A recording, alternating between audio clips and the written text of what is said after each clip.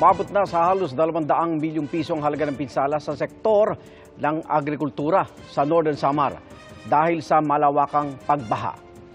Pupunta sana sa lalawigan si Pangulong Bongbong Marcos pero hindi natuloy. Saksi si Ivan Mayrina.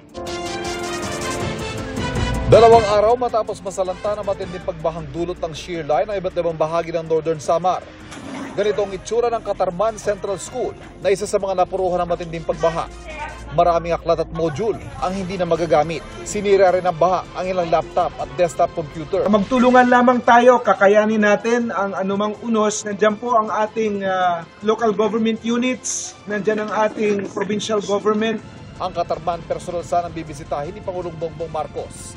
Pero dahil sa masamang panahon, lumihis ang sinasakyan ng eroplano at lumapag sa kalapit na Tacloban, Leyte para doon isagawa ang briefing sa lagay ng Samar provinces. Pinamadali ng Pangulo ang pamamahagi ng ayuda sa mga nasalanta at pinasisigurong may sapat na food packs at tubig para sa mga lumikas sa evacuation center o bahay ng mga kaanak.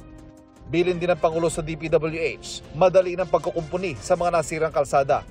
Makakaasa rin daw ng tulong pinansyal mula sa DSWD ang mga napinsalang tahanan. Nagtungo rin si Pangulong Marcos sa General Santos City para malaman ang sitwasyon kasunod ng magnitude 6.8 na lindol nitong Biyernes. Handa raw ang pamahalaan para tulungan maibangon muli ang mga biktima ng pagyanig. Pero hindi raw yan basta agad may kakasa. Pati yung mga rebuilding, hindi pa natin pwedeng simulan dahil na may aftershock pa. Ang problema sa lindol, walang forecast. Hindi natin alam kung ano yung mangyayari. Lahat ng assistance na pangangailangan ng mga inabutan, yung nawalan ng bahay, yung mga mangingisda, yung mga